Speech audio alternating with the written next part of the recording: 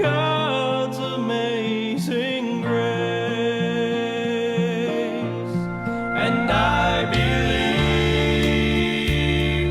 there's a place called heaven.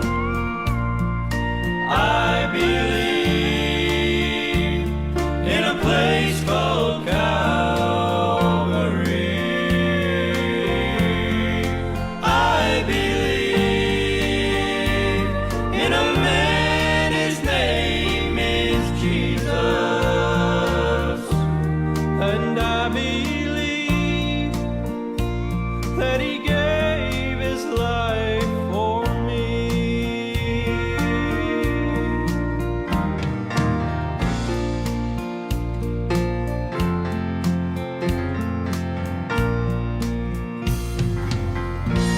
Oh, I was there the day my mama went to heaven. I held her hand as she closed her eyes to sleep, and I felt the power of 10,000 angels take her soul away to be crowned at Jesus' feet. And I believe there's a place called heaven.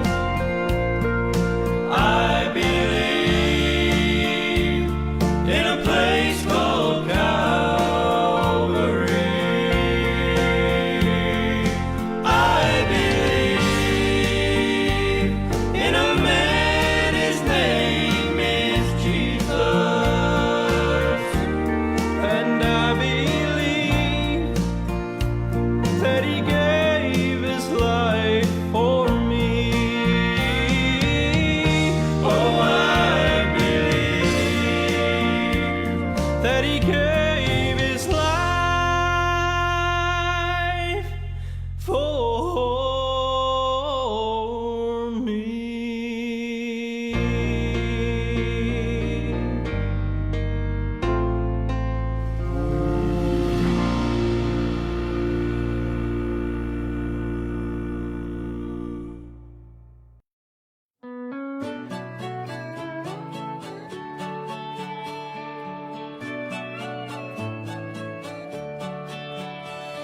In a time full of war, be peace.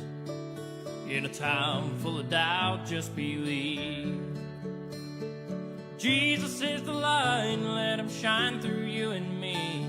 In a time full of doubt, just believe. In a world full of hate, be a light. When you do somebody wrong, make it right. Don't hide in the dark, you were born to shine. In a world full of hate, be a light. In a place that needs a change, make a difference. In a time full of noise, just listen. 'Cause life is but a breeze, better live it. In a place that needs a change, make a difference. In a world full of hate, be a light. When you do somebody wrong, make it right. Don't hide in the dark, you were born to shine. In a world full of hate, be a light.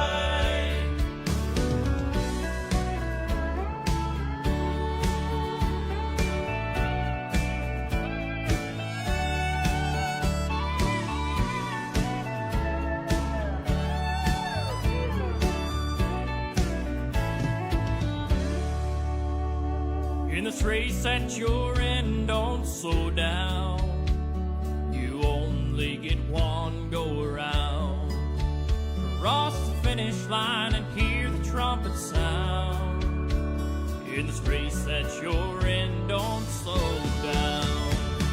In a world full of hate, be a light. When you do somebody wrong, make it right. Don't hide in the dark,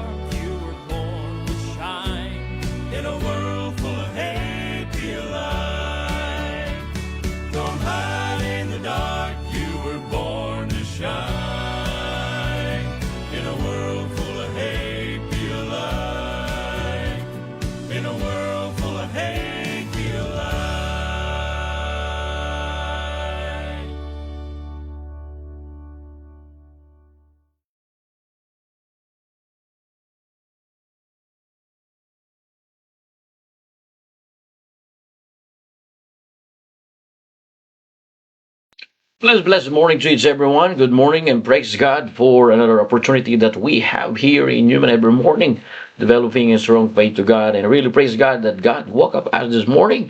God gave us another extra strength.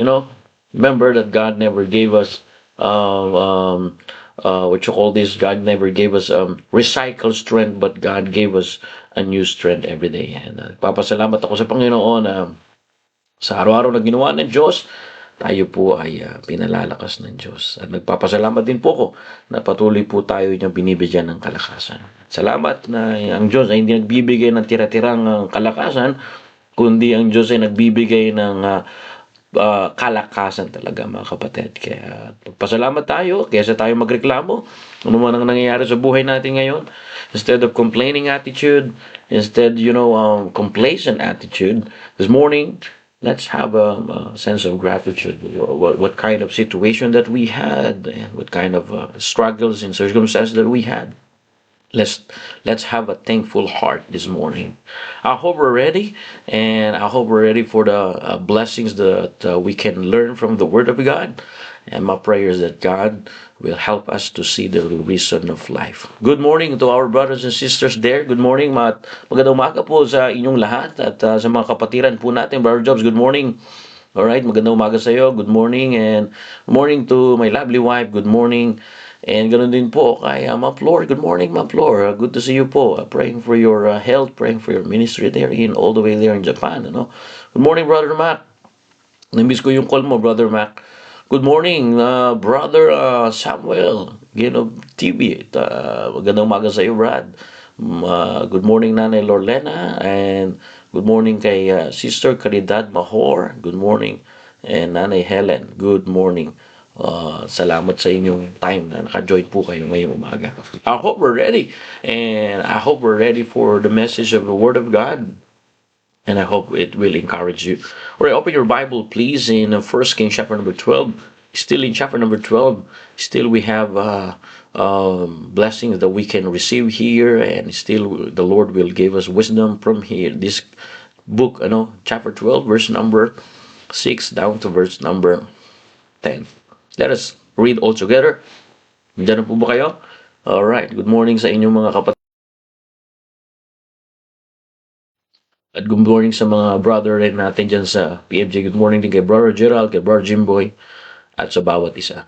Let us read.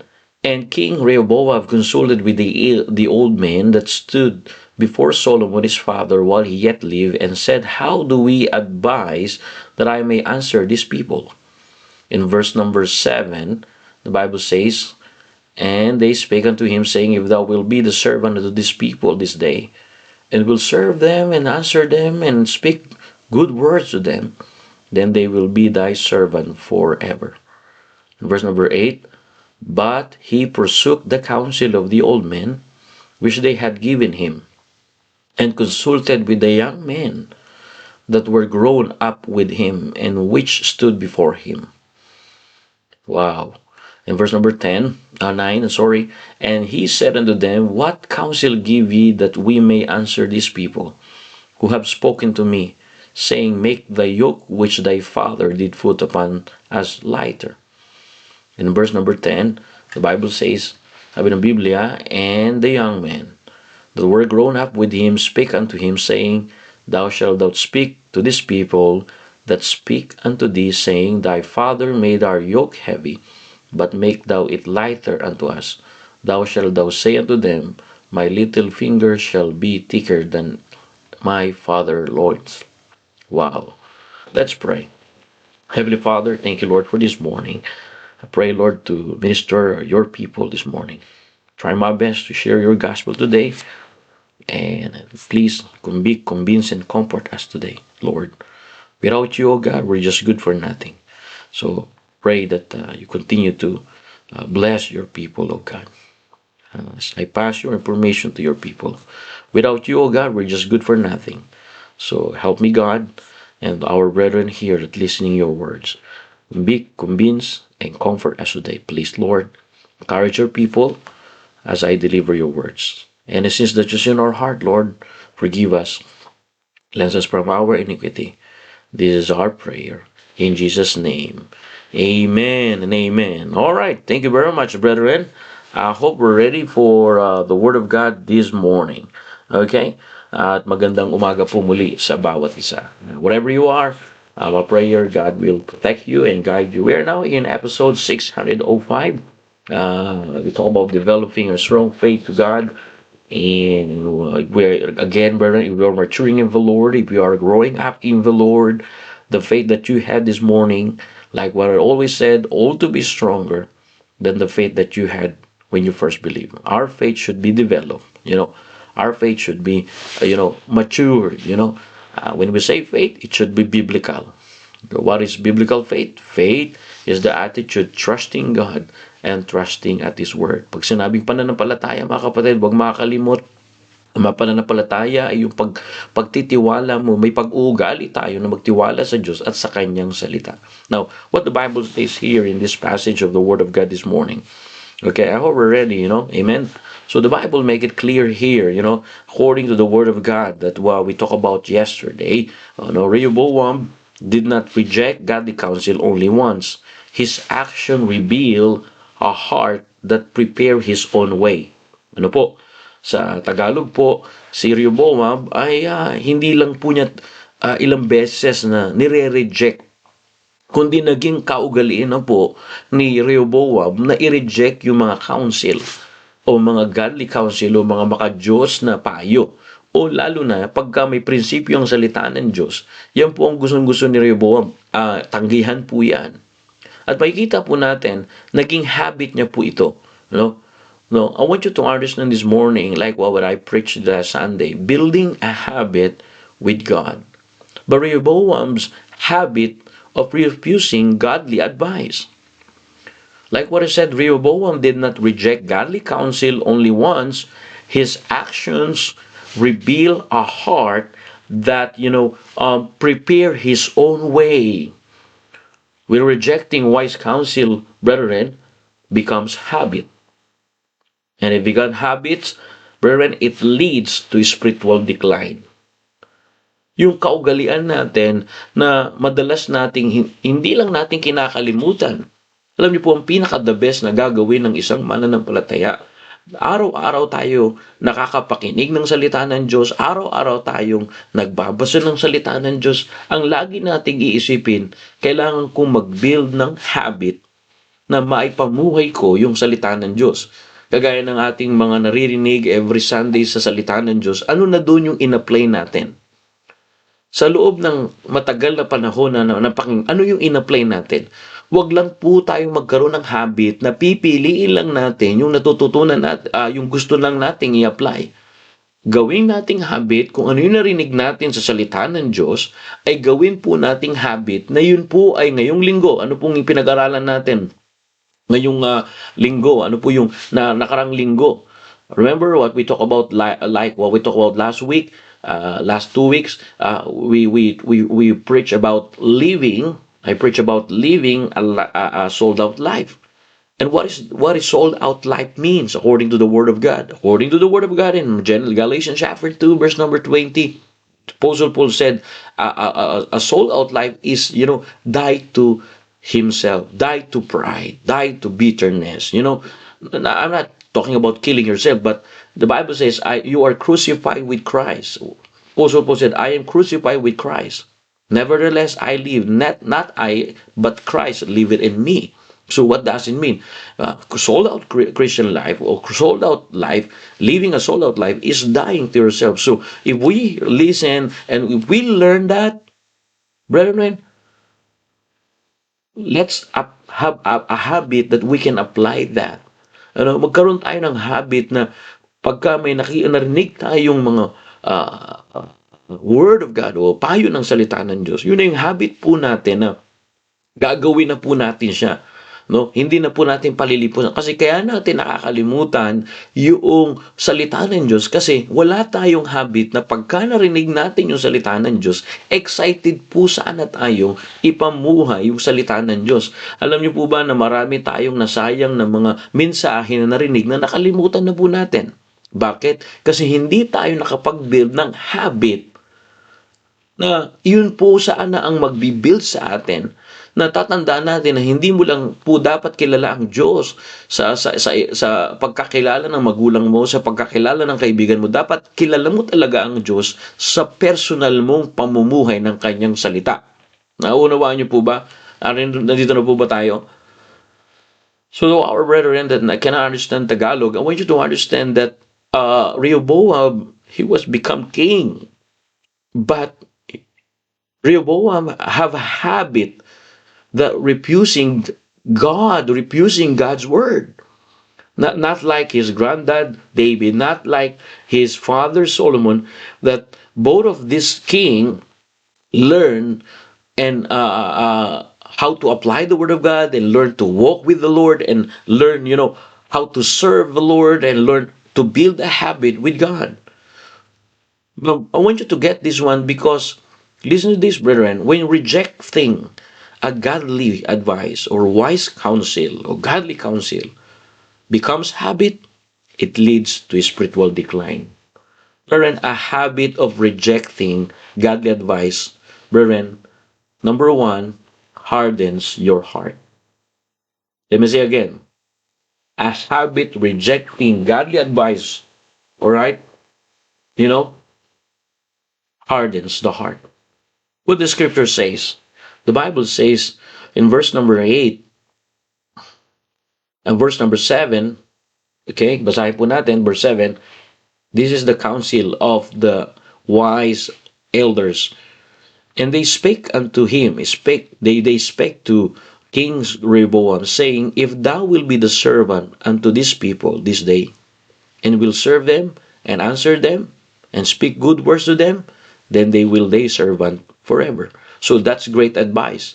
But what happened here in verse number 8, King Rehoboam, the Bible says, he forsook the counsel of all men. He refused the counsel of all men.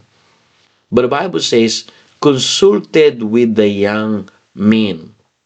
And the Bible says in verse number 9, he said, King Rehoboam said unto them, what counsel give ye that ye may answer these people who have spoken to me? So, the more we ignore God's truth, the easier becomes to ignore it again. Tagalogin ko po. Kung madalas po natin tinatanggihan at binabaliwala po ang salita ng Diyos, may mga instruction tayo, may mga word of God na tayo naririnig, marami na tayo na isulat sa notebook natin, pero wala pa tayo na ipamuhay, mga kapatid, ito ay madaling mababaliwala muli. Kung ano yung binabaliwala mo sa katotohanan ng Diyos, ay magiging mas madali na po yan sa mga susunod na panahon. Nakukuha niyo po ba? May kausap na po ba ako? Are you there, amen? Friend, the more we ignore God's truth, the more habitable ignoring God's truth. It is important this morning to understand God's truth. Friend, let's live a life that we feed our soul, our heart, our mind with God's truth. Either amen? Because the more we ignore God's truth, the easier it becomes to ignore it again. A hard heart does not happen overnight. A hard heart does not happen accidentally or automatically. It develops through repeated refusal to listen. And brethren, every time we reject godly counsel, we become less sensitive to God's voice. Either amen? Kapag paulit-ulit nating tinatanggihan ng mga makadiyos na payo at naging kaugali na natin, naging habit na po natin, mga kapatid, unting-unting tumitigas ang ating puso sa salita ng Diyos. Hindi bigla ang tumitigas ang puso natin sa salita ng Diyos. Bunga ito ng paulit-ulit na pagtanggi sa katotohanan ng salita po ng Diyos. Mga kapatid, sa bawat pagtanggi, tatandaan po natin, mas humihina ang ating pakikinig sa tinig ng Diyos. Every time we reject godly words, every time we have habit, reject godly counsel, we become less sensitive to God's voice. Brethren, let's build a habit. You know, like what I said last Sunday in our preaching time in the morning, that like what I said there, that you need to have a habit feeding on God's truth. First Timothy chapter 4, verse 6, nourish up in the word of faith, in a good doctrine. You see, imagine a charging phone only once every Sunday. Hindi tatagal ang baterya na kung yung phone mo ay chine-charge mo lang tuwing linggo. And brethren, the same way, many Christians wonder why they feel spiritually weak while have habit neglecting God's word most day. Either amen. Kaya napakaganda po na maunawaan po natin ito. Napakaganda. Kaya po bilang Kristyano, kaysa magbabad tayo sa mga ibang bagay na hindi naman nafe-feed yung ating spiritual na bubuhay, hindi nafe-feed yung ating kaisipan mula sa salita ng Diyos, mas babaran natin magkaroon tayo ng habit na sa umaga pa lang, pinagpipray mo na yung gagawin mo, meron ka ng personal na devotions, at talagang meron kang pag-depend sa Panginoon. Napakalaga mga kapatid na nagde-depend tayo sa Panginoon. Nariyan na po ba kayo? May kausap na ba ako rito? Hello? And every day, God gives us opportunity to make eternal differences. Don't waste your life living only for temporary pleasure. Okay? Live each day, brethren, asking, Lord, if Jesus returned today, brethren, always ask, Lord, I want to be faithful. I want to always depend on you. Brethren, like what I said, build a habit, of, feeding on God's truth. Okay? Tandaan po natin yan. Yan ang pinaka-the best. Pag tayo magbibuild ng habit with God, napakaganda na tayo po mga kapatid ay patuloy na nakakaunawa, no? Kasi ito po nangyari kay Rehoboam. A habit with God requires saying no to ungodly influences. Did you get that? Bago tayo lumago sa kabanalan, kailangan muna nating tanggihan ang mga bagay na humahad lang sa ating relasyon sa Diyos. Mga kapatid, hindi sapat magbasa ng Biblia kung pinupuno naman natin ang ating isipan ng mga negative na thoughts, pinupuno natin ang isipan ng mga galit, pagkainis, na sumisira sa ating pananampalataya sa Diyos. Narin na po ba tayo? Amen? Ako, may kausap po ako rito. Napakalaga po nito mga kapatid. Napakaganda nito. Kaya nga, tayo rin po mga Kristiyano, mga kapatid, kailangan natin listen, many Christians ask, why do I feel close to God? Why don't I feel close to God? Yet they spend far more time consuming the world messages than listening to God's word. Either amen? So, if we have a habit with God, it requires saying no to ungodly influence. Every day, we choose what will shape our hearts. And brethren, God's truth or the world's opinions. Every day, we choose what kind of life we can live. Every day, we can choose what will shape our hearts. It's holiness or compromise. Brethren, Christ's voice or noise of culture. Let's have a habit with God, and when we have habit with God, it requires saying no to ungodly influence. What happened to Rehoboam? All right, he said in verse number 9, right here in the screen, he said unto them, what counsel give ye that we may answer these people? Listen, whatever fills your mind will eventually direct your life. Kung ano yung habit na madalas mong ginagawa. Kung madalas kang nasa YouTube, kung ano-ano pinapanood mo dyan, kung ano-ano pinapanood natin sa ng mga kapatid, madalas yan na magpipid sa buhay natin. At mamapansin natin yan na magdadirect sa buhay natin. Kasi madalas mo na siyang gawin eh. Ariyan na po ba kayo? Kaya nga mapapansin niyo po rito sa ating binasa sa salita ng Diyos, hindi habit talaga ni Rehoboam na siya po ay makipagkonsulta sa Diyos. Mas pinipili niyang konsultahin yung mga impluensya ng kanyang kaibigan na hindi kumikilala sa Diyos. Tignan niyo po, ang layo ng council ng mga kaibigan niya sa council ng mga elders na naging counselor ng kanyang tatay. Nariyan na po ba kayo? So, number one, a habit of rejecting godly advice hardens the heart.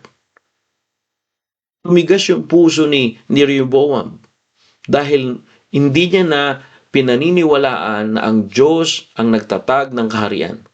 Kaya nangyari po sa kaharian ng panahon na ito, nahati po ito. Bumagsak po ito. Nagkaroon po ng pagkahati-hati. Nagkaroon po ng pagkahiwa-hiwalay. Because Rehoboam's habit is rejecting godly advice or rejecting God's word. That's his habit. It's hard in his heart. And only once, brethren, Rehoboam did not reject the word of God, God itself, and godly counsel only once. His action revealed a heart that prepared his own way. Because he started a habit rejecting God. But this morning, I encourage you, church, let's have a building a habit with God. Pagka ang isip mo, pag kami nakikita kang tao, tapos ang isip mo kagad, ganun siya kagad. Yun yung habit na madalas na gawin mo. Yeah, mapag-observe ka, pero hindi tayo Diyos na pagka naobserbahan natin yung tao, yun na talaga siya. Kailangan natin talaga malaman yung katotohanan ng Diyos. Ano yung katotohanan ng Diyos? Na huwag tayong basta-basta nagja-judge. Kaya ang tinuturo ng Panginoon ay bago natin i-judge ang tao, ipinanalangin na po ba natin siya? May kausap na po ba ako rito? Amen? Hello, maganda po ito mga kapatid. Makakatulong po sa inyo to. At naniniwala ko na mayroon pong bubuksan ng ating isipan ito. Di ba minsan ganun tayo na, okay, pagka may nakita tayong tao, ang bilis natin husgahan. Ako, ganito yan, ganito yan. Wag ganyan ang kilos niyan, ganyan talaga yan. Mga kapatid, wag ganun mga kapatid. Hindi natin alam yung pinagdadaanan niya. Hindi natin alam yung kanya pong yung nakaraan niya. So kung babase lang tayo dahil ganito siya, mga kapatid, nagkakasala din tayo doon. Ibahin natin yung kaugalian na ganyan, yung ganyang habit, kasi po, pagka madalas dyan ang habit natin, ay yan ang magdadirect sa ating buhay. Na lagi na lang negative yung ating naiisip sa kapwa. Kaya mas marami tayong kagalit kaysa sa kaibigan. Kapatid, napakaganda na pagka nagbibuild ka ng habit sa Diyos, marami ka pa rin nagiging kaibigan. Masarap magkaroon ng maraming kaibigan na kumikilala sa Diyos. Narinig na po ba kayo? Masarap yung habit na ang pinipili mong impluensya ay impluensya na galing sa Diyos. At sa mga kakilala mo at kaibigan mo na kumikilala sa Diyos. Hindi naman natin sinasabi na huwag na natin kaibiganin yung mga hindi pa maka-Diyos. Kundi ang sinasabi ko, yung impluensya. Na hindi dapat sila hindi tayo ma-impluensya nila, kundi yung tayo makapag-encourage na sa pamamagitan ng ating pagbibuild ng habit sa Panginoon, ay doon sila makakakilala sa Diyos. Kaya nga, pagka madalas natin tanggihan yung mga advice ng salita ng Diyos, the more po pinatitigas nito yung ating puso. At sa bawat pagtanggi po mga kapatid, mas humihina ang ating pakikinig sa tinig ng Diyos. Again and again, a hard heart does not happen automatically, does not happen overnight. It develops through habit. It develops through repeated refusal to listen in the Word of God. The more we ignore God's truth, brethren, the easier it becomes to ignore it again. Not only that, number two, I want you to understand this. Okay? So Rehoboam's decision did not only affect his own life. Alright? According to the Word of God, it divided the nation. Okay? It divided, brethren. Number two, you know, if you have a habit rejecting godly advice, brethren, it affects more than yourself. Let me say again, if you have a habit rejecting godly advice, it affects more than yourself. Okay, number one, if we have a habit of rejecting godly advice, harden the hearts. Okay, the more we ignore God's truth, the easier it becomes to ignore it again. So the more tayo may habit na hindi tayo kaagad, ini-ignore natin yung salita ng Diyos, o wala tayong pakialam sa salita ng Diyos, mas mamadali na yan sa mga susunod na panahon na nire-reject na natin. Pero alam niyo po ba, pag meron tayong habit na nireject natin yung salita ng Diyos, hindi lang ito makaka-apekto sa iyo, kundi mas makaka-apekto to sa karamihan. A habit rejecting godly advice affects more than yourself. Is that in the Bible? It is. So, if you read this one, Rehoboam's decision did not only affect his own life, church. It divided the nation.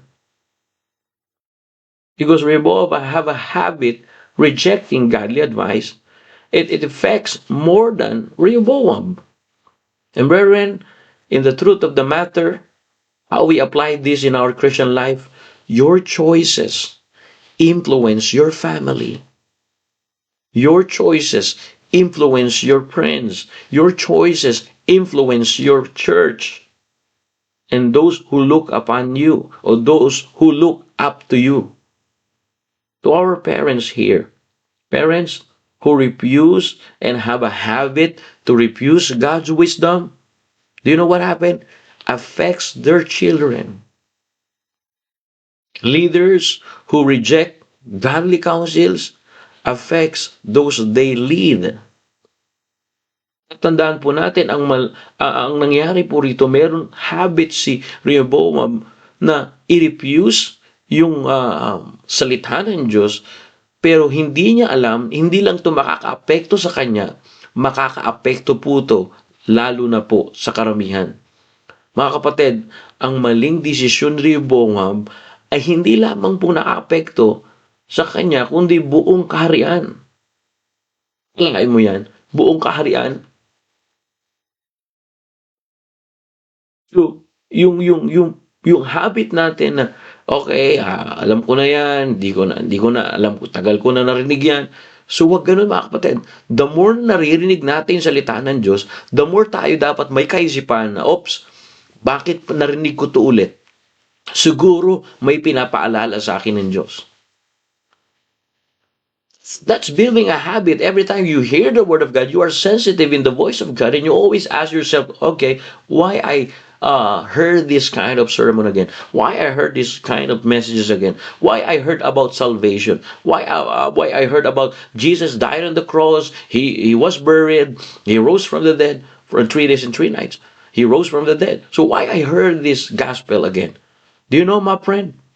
Because God is talking to you. God is reminding you. But when Rehoboam received the word of God, the Bible says Rehoboam have a habit rejecting godly advice, rejecting the very word of God. And what happened? He made a decision. And Rehoboam's decision, brethren, did not only affect his own life, but it affected the people of Israel, and it divided the nation. And the reason there's a division in our family, because we have a habit rejecting God's word. The reason there is division and separation in our family loved ones or in our friendships or in our works might, because we reject godly advice.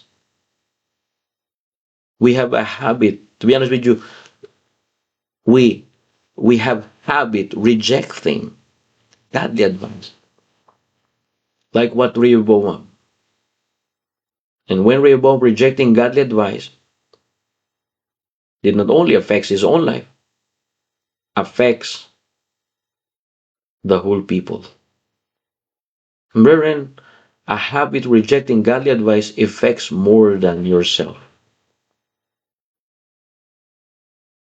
Kaya nga, yung ating desisyon ay may epekto yan sa ating relasyon sa Diyos, sa ating simbahan. Naalala niyo si Samson. Do you remember Samson? And Samson is anointed by God. But not only Samson rejecting godly advice from his mom, from his mother, and he choose, brethren, Delilah. Listen to this. It's not only affect Samson. He lost his anointing. He lost his, reputation. Why? Because he reject godly advice. He lost his sight according to the word of God. Nawala yung paningin ni Samson, nanghina po siya. Yung presensya ng Diyos nawala. Bakit? Meron siya mga sinuway na paalala ng kanyang nanay na huwag niyang gagawin. Pero ginawa pa rin hanggang ang pinakahuli yung na-meet niya na si Delilah. Alam nyo, kapag may nagpapayo sa inyo, alam nyo, ang totoo niyan, mas nagsasama-sama yung mga nagre-reject sa salita ng Diyos. Wala kang makikita na lumago, na nagsama-sama sila at nag-uusap-usap sila na alam nila sa sarili nila na nireject nila ang salita ng Diyos. Ano po ba kayo? Alam nila sa sarili nila yan. Pilit nilang sinasabi sa kanilang sarili na kahit wala ako sa church, kahit wala ako dyan, pinagpala ako ng Diyos. Hindi po. Sabi ng Biblia, ang Panginoon ay kumukuha ng glory sa church. Kaya doon niya rin binibigay yung pagpapala. Nung simula akong bumalik sa gawain ng Diyos, doon ko nakita yung pagpapala. Hindi ko tinitingnan ng pagpapala lamang isang material. Ang tinitingnan kong pagpapala, mga kapatid, yung ako ay may kapayapaan sa aking puso. Hanggat wala tayong kapayapaan, hindi pa tayo tunay na pinagpala. Hanggat wala tayong tunay, na kaligayahan sa ating puso, hindi tayo tunay na pinagpala. Huwag natin takpan ng mga material na bagay yung ating sinasabing pinagpala. Alam niyo po ba, na kahit dumadaan kayo ngayon sa pagtitiis, pag kayo ay may kapayapaan, ikaw ay pinagpala. Totoo po yan. Kaya paulit-ulit natin narinig to. Bakit? Kasi gusto po ng Diyos, maranasan natin yan. Wala pong desire ang Diyos na tayo makaranas ng kabighatian. Gusto ng Diyos. Kaya nga iniimbita niya tayo, di ba? Sabi niya, come unto me, those heavy burden, I will give you rest. God never desired that you feel discouraged, you feel lonely this morning, or even you have burden, you still have peace from Him. You receive peace of God, And brethren, you can have that if you have a habit living with God. If you building a habit depending on Him.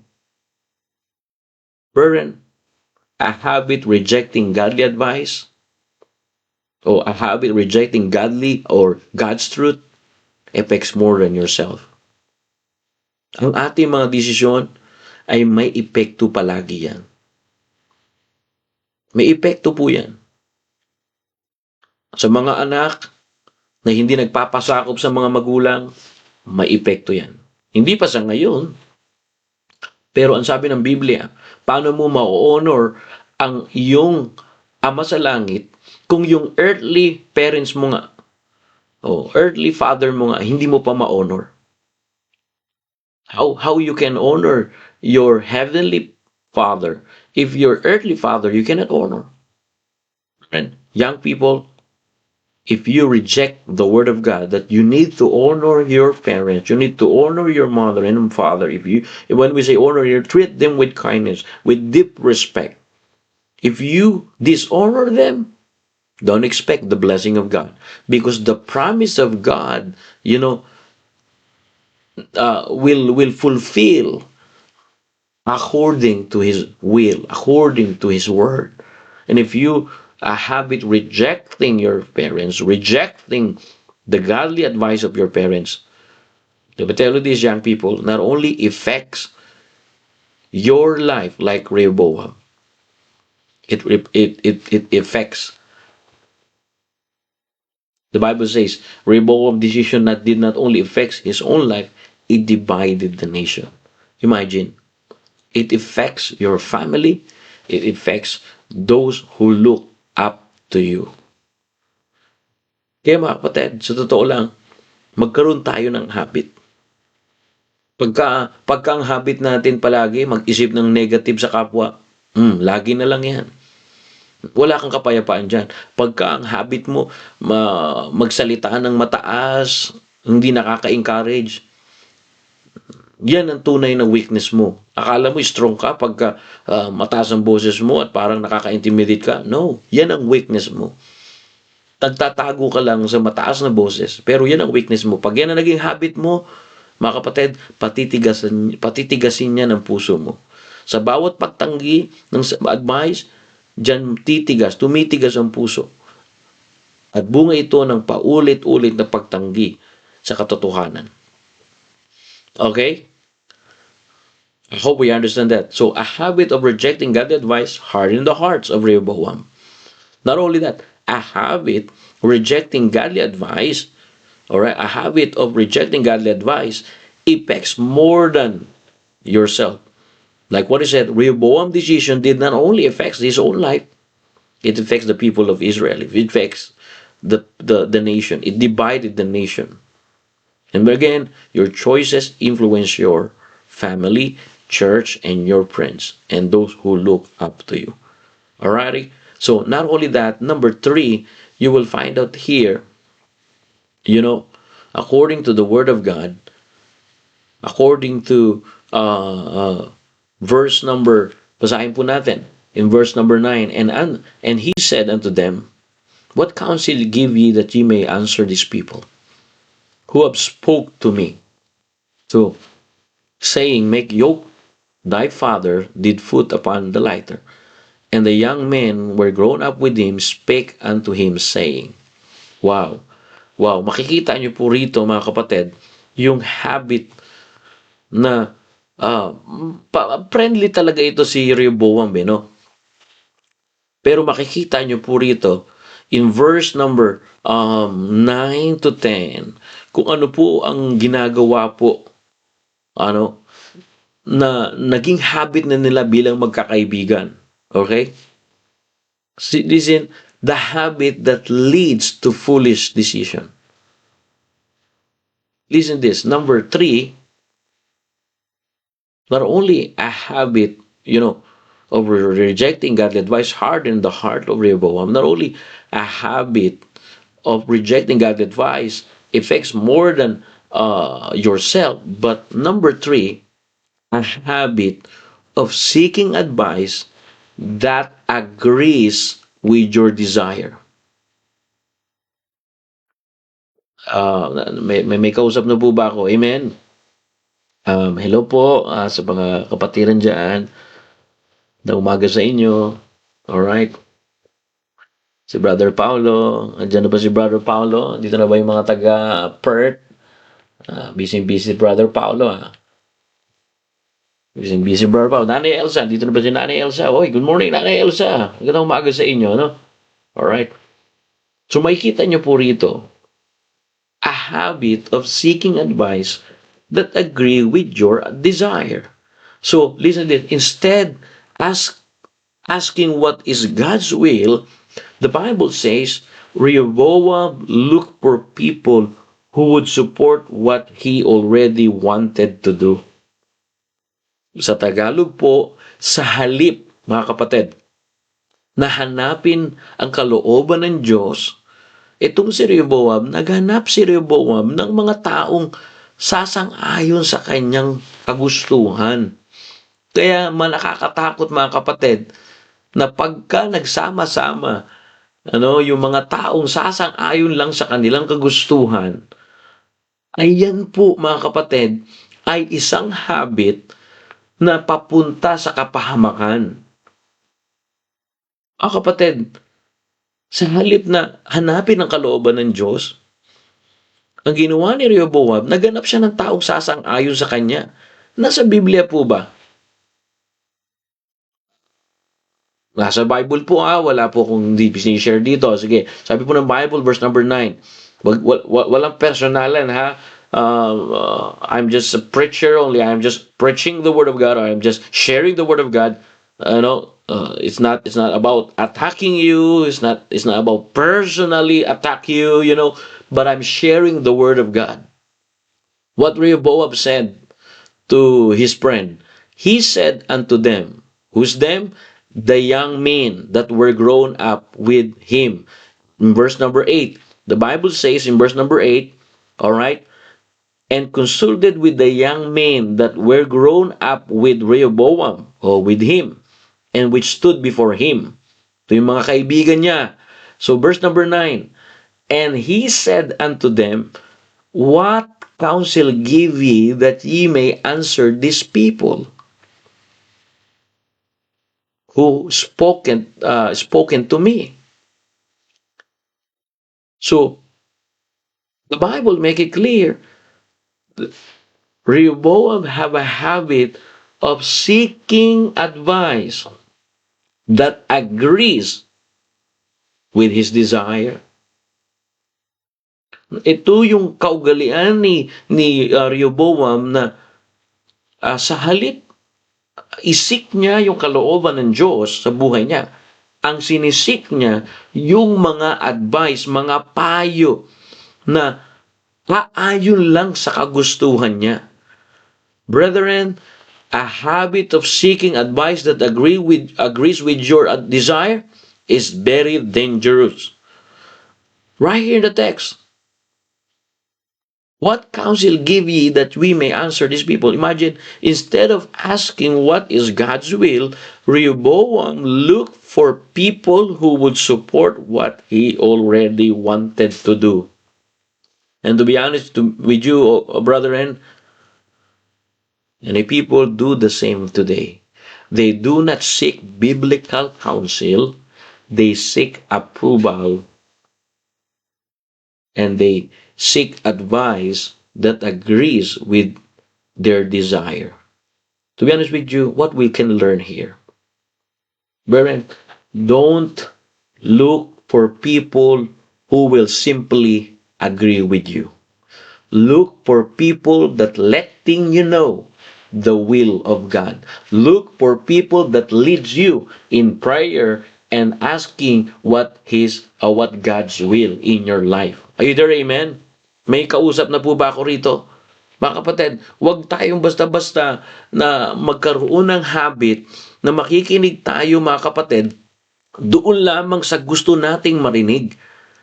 Pagka meron tayong gustong marinig at narinig natin yun, di ba? Parang, ang bihira, ang ganda ng payo mo, ang ganda ng payo nito, talagang gustong-gusto ko, tama ka, tama, dapat ganyan no? Tama mali talaga yan tama, mali talaga sila di ba?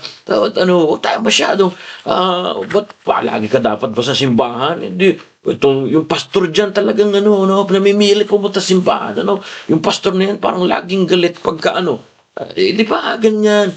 Yan.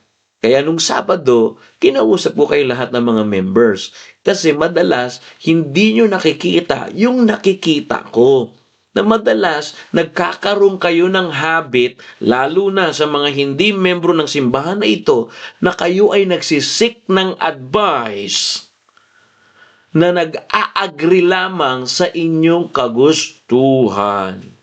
Nariyan na po ba kayo? Hello? Sabi ko nga po, hindi po ito pa-personal. Ito ang trabaho natin at gusto ko lamang ipaalam sa inyo na huwag tayong magsisik ng isang advice na nag-a-agree lamang sa kagustuhan natin. Huwag maghanap ng payo na pabor lamang sa gusto natin. Delikado yan. Hindi naman kalahatan, pero madalas po sa mga taon ngayon ay naghahanap sila ng pagsang-ayon kaysa sa katotohanan. Mga kapatid, pumili tayo ng mga kaibigan na magsasabi sa iyo ng katotohanan. Na, sis, brother, hindi ko mapapangako sa iyo na hindi matatapik kita sa balikat ha pag gumawa ka ng hindi maganda. Hindi ko mapapangako sa iyo na hindi kita mapapangalanan pagdating sa pagtuturo ng salita ng Diyos. Hindi ko mapapangako. Alright. Na pagka nag-preach ako ay matutuwa ka. Merong time talaga na hindi ka matutuwa dahil tatamaan at matcha-challenge yung pride mo. Ganyan po yung tunay na tao, doon na kaibigan. Pero pagka may kaibigan tayo na uma-agree lang dahil oo nga eh, kasi nga ganito yan eh. Yan, nagke-create na kayo ng discord brethren. You sowing discord brethren. Study the Bible, Book of Proverbs, chapter number 6, read your Bible. Sow it, discord, brethren. Yan ang sabi ng Biblia. So what does it mean? If you have a habit seeking advice that agree with your desire, brethren, that's very dangerous. Do you know, a mature believer or mature Christian values truth more than personal desire. Let me say again, a mature Christian values truth more than personal comfort. If your pastor advises you that sometimes challenge your pride, brethren, apply what you listen this morning. Imagine, instead of asking what is God's will, you will find out here in verse number 9, he said to his friend, close friend, so-called friendship, he said here, what counsel give ye that we may answer these people who have spoken to me? Instead of what is God's will, Rehoboam look for people that agrees with his desire. Rehoboam look for people who would support what he already wanted. Rehoboam he had a habit rejecting God's truth, and he had a habit seeking advice that agrees with his desire. Brethren, choose friends who will lovingly tell you the truth, not only agrees with your desire. Don't look for people who will simply agree with you. Either amen? When reading God's word, don't ask, how can this fit my plans? But rather ask, how should I change to obey God? Narin na po ba kayo? Pag kayo nagbabasa ng salita ng Diyos, nakakapakinig kayo ng salita ng Diyos, huwag niyong tanungin na, paano kaya ito mapipit sa plano ko? Ito lang ang pipiliin ko sa Word of God. Pero ito, hindi ko ito pipiliin. Pagka sinabi ng Bible, mahalin mo ang kaaway mo, so hindi mo pipiliin yun. Paano ko ba mamahalin yung kaaway ko? Sabi ng Panginoon, ipag-pray mo siya. Kasi yung pagka yung pinag-pray mo yung kaaway mo, hindi man madali mabago yung kaaway mo sa pananalangin mo. Pero dahil kakapanalangin mo sa kanya, nabago na ang iyong pananaw at ang puso mo sa kaaway mo. Kaya nga sabi ng Panginoon, paano mo siya mamahalin? Ipag-pray mo. Abay, mahirap pag-pray ang kaaway. Di ba? Pero sometimes, hindi natin, in love your enemy, hindi applicable sa akin yan. Sobrang galit ako talaga dun eh. Sasabunutan ko talaga yun. Sobrang galit talaga ako doon. Oh, di ba? Ganyan tayo. Pupupukin ko talaga yan eh. Galit na galit talaga ako dyan. Di ba? Di man lang ako kinausap. Di ba? Yung mga ganun. Pero pipiliin ba lang natin yung comforting na mga verses sa Bible at hindi natin pipiliin yung sinabi ng Bible na mahalin mo yung kaaway mo. Kung kaaway mo pala yung asawa mo na nagkaroon ng anak sa iba, mamahalin mo pa ba kaya yun? Bang hirap nun mga kapatid, ano? May nagtanong sa akin nung last Sunday, paano ko mapapatawad yun? Naririnig ko na paano magpatawad pero hindi ko kayang gawin kasi hindi ko alam kung paano gawin. So, madaling salita, hindi niya alam kung paano simulan yung pagpapatawad. Kasi sabi ng Biblia, ang kapangyarihan ng Diyos ay pagpapalakas sa pagpapatawad, sa pag-ibig, sa mga hindi kaibig-ibig. Sabi niya sa akin, paano ko gagawin yun? Abay, magandang tanong. Anong ginawa ko po? Bumalik ka lang sa Biblia. Wala nang the best. Pagka mag-a-advise kayo, siguraduhin nyo may alam kayo sa Bible. Sabi ko po, ano sabi ng Biblia? Sabi ng Panginoon, pagkatapos mo mahalin siya, pagkatapos mo nang gawa ng mabuti, dinispice ka pa rin niya, yung huling gagawin mo, ipanalangin mo siya. Kasi yung panalangin mo, hindi man makapagbago sa kanya, automatically, makakapagbago yan sa iyo. Baka kasi hindi natin alam, baka hindi pa siya ligtas. Yung spirit niya ay iba pa sa spirit mo. Yung spirit mo ay meron ka ng spirito ng Diyos sa puso mo, pero yung spirit niya hindi pa pareha sa iyo. Kaya ngayon nag-irritate yung spirit niya sa iyo. Pagka na-irritate yung spirit niya sa iyo, yan, kahit wala kang ginagawa, inaaway ka. So ano gagawin mo ngayon? Papatulan mo? Hindi. Sabi ng Panginoon, alright, distansya, and the same time, ipanalangin mo. Ganun po ba yun? Ganun po yun. Yun ang sabi ng salita ng Diyos. Hindi yan pagmamalaki o pagpiling na nagmamarunong lang dito. Kaya nga, wag natin masanay na yung habit na kukuha lang tayo ng opinion ng tao, advice ng tao, pero nire-reject natin yung katotohanan na naririnig na natin sa pulpito. Narinig na po ba kayo? Wag natin rejectin yung naririnig na sa pulpito. Na linggo-linggo pagka na araw-araw may narinig tayo sa pulpito, masanay tayo na tayo ay nag-a-apply at nag-excited na i-apply ang salita ng Diyos. So to our viewer that again understand Tagalog, let me tell this, a habit of Rehoboam is a habit of seeking advice that agrees with his desire. Right here in the text. Imagine verse number 8, he forsook the counsel of the godly advice, but he said unto his friend, counsel, advice, what I mean, that agree with his desire. And brethren, don't look for people who will simply agree with you. Choose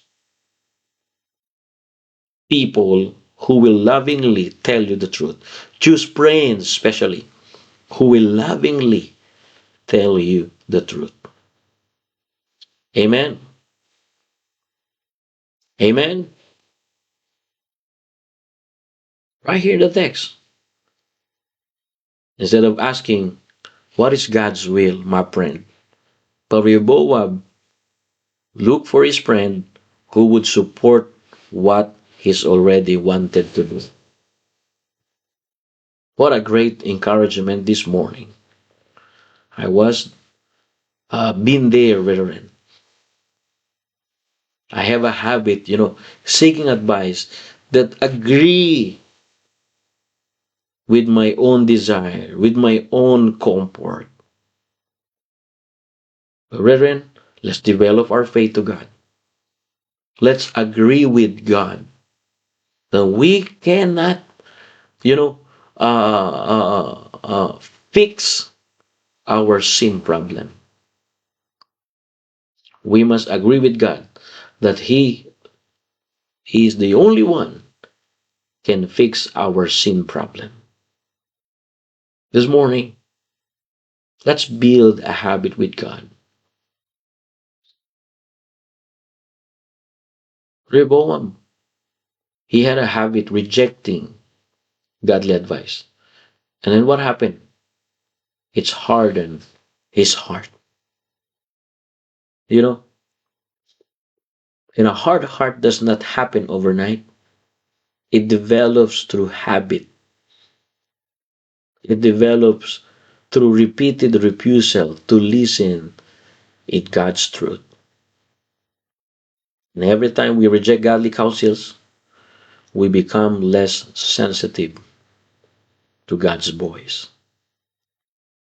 Rehoboam, not only he had a habit of rejecting godly advice that hardened his heart, but Rehoboam, you know, he had also a habit rejecting godly advice that affects his own life and people surrounds him.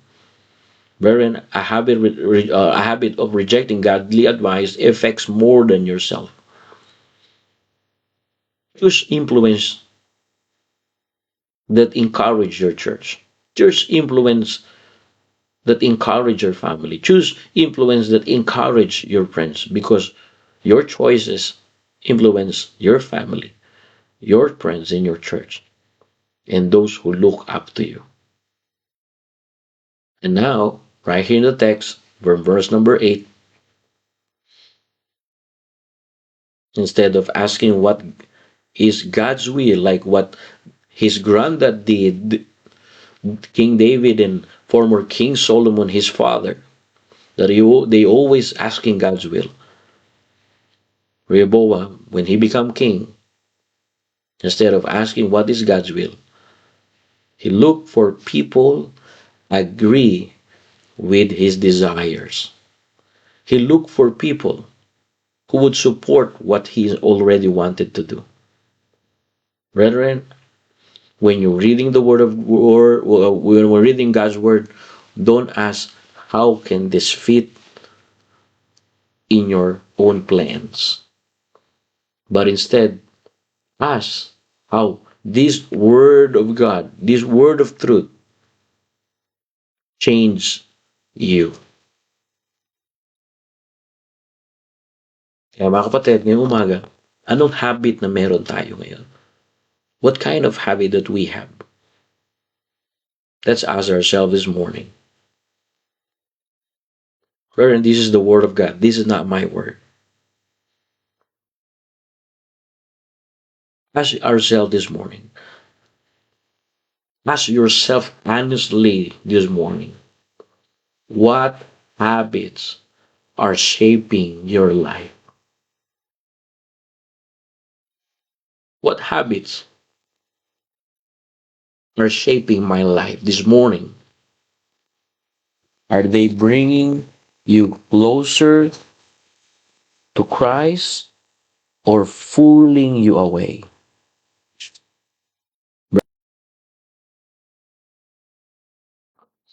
My friend, don't settle for merely knowing facts about God. Know Him personally. And you can know Him personally if you build habit. That's why I said, Lord, it's not easy that every day I need to have a online devotions. I need to study. I need to read carefully. It's hard, brethren, but because I learned to have habit, I learned, to build a habit with God. I learned have a habit that spend time with my Savior. I just don't uh, own the Bible, but I open it every morning. I read it every morning, and I believe it by the grace of God and obey it. Brethren, don't simply hear sermons, spend time with the Savior.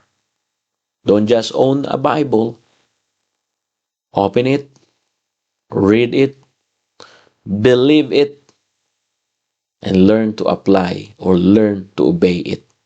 Because the strongest Christian are not those with the greatest knowledge alone, but they are those who consistently walk with God day after day. Brethren, build a habit with God today.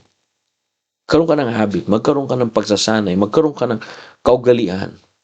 Na bago ka mag-drive papunta sa trabaho mo, bago ka umalis, minsan Aalis na lang yung anak mo, hindi mo pa na ipanalangin.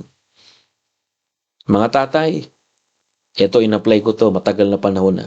Nung nagkaroon ako ng anak, ngayon pumapasok na yung anak ko sa eskwela. Bago siya pumasok sa eskwela, pagising niya sa umaga, niyayakap ko yung anak ko at pinagpe-pray ko siya. Naingatan siya ng Panginoon at maging blessing siya sa kanyang kapwa. Hindi perfecto si Zach. My son is not perfect. In fact, there's a lots of reports from school, but every day as a dad, I have a habit. Zachary, come over here. Let us ask the Lord in the first hour of the day. Let's pray, Zach. Let's build a habit that our pre-start is starting our day with God. Because, brethren, today's habits become, tomorrow's character. And our tomorrow's character save your eternity of service for Christ. Heavenly Father, thank you for reminding us godliness is developed through daily fellowship with you. Thank you for reminding us that a habit of rejecting godly counsels, godly counsels, or God's truth, your truth, oh God, harden our hearts. Thank you for reminding us that we don't just have a habit that seek advice that agrees in our comfort, that agrees only in our desire, but we need to seek advice that shapes our character for tomorrow. Thank you for reminding us that godliness is developed through daily fellowship with you. Forgive us, Lord, for the times we have been busy learning about you while neglecting to spend time with you. We need a personal time with you. So, my Lord, I pray to each everyone, create in us a hunger for your word. Create in us a passion for prayer. Create in us a heart that delights, oh God, in obeying. Lord, I pray for each every individual here, oh God. Help us to build a godly habits that honors you, oh God, every day. Strengthen us when we grow weary. Keep us faithful in the small disciplines, and let our lives reflect the character of you, Lord, in our lives. Thank you. Bless your people, oh God, for this morning. Thank you for what you have done this morning. Those people that have sickness, heal them. Those people that don't have food, give them food to eat. Not only physical food, but spiritual food. Thank you, Lord, for our morning devotion. Forgive us in our sins. This is our prayer. In Jesus' name. Amen and amen. Alrighty, thank you very much, church. And thank you for your time. And I believe the Lord will bless us this morning. And again and again, brethren, let's build that habit that honors Christ. All right, thank you, and see you tomorrow for another episode here in Humor Morning. We will continue a lesson from Rehoboam's life, and let us have let's build a habit that speak truth. Yan naman ang gawin natin ngayon. Yung magkaroon tayo ng habit tomorrow, we will talk about that. Okay, that habit, that we always speak truths. Hindi yung nasanay na tayo magsinungaling. Hindi pinagpapala ng Diyos ang sinungaling. Alright? Kung mukha lang tayong sinungaling, mukha lang ha, pero wag naman talaga tayo ay nagsisinungaling. Mukha lang. Okay, mukha tong sinungaling. O, sige, husga mo kung mukha akong sinungaling, pero hindi ako sinungaling. Alright? Maganda, magkaroon tayong habit na nagsasabi ng katotohanan. Okay? Wag magkaroon ng habit na nagpe-pretend. Okay? Bukas yan, mga kapatid. Tomorrow, we will talk about that. Let's talk about what happened to Rehoboam's life. You build a habit that without God's truth, without God's approval. But thank God, this morning we will talk about a habit, that build our love to the Lord. Amen. Thank you so much, brethren. May God bless you. And good morning again to our brethren here. Nasaan man kayo, kayo ay pagpalain at kayo ay patuloy na good morning sa iyo, Sister Lisa. Okay, thank you rin po sa inyong time, no? At thank you sa inyong pong oras. Alright, God bless you all. Huwag kayo mag-depress. Tuloy lang kayo sa panalangin. Diyan tayo pagpapalayan. Alright, God bless you all. See you tomorrow for another episode here in Human Every Morning, developing a strong faith to God.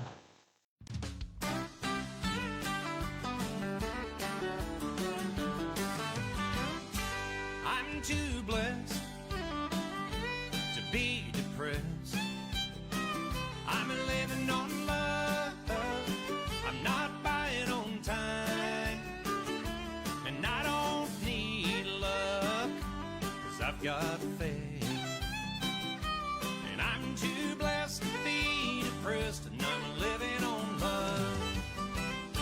Now some folks say they can't make it through the day without a little something to help them on their way. Friend, let me tell you about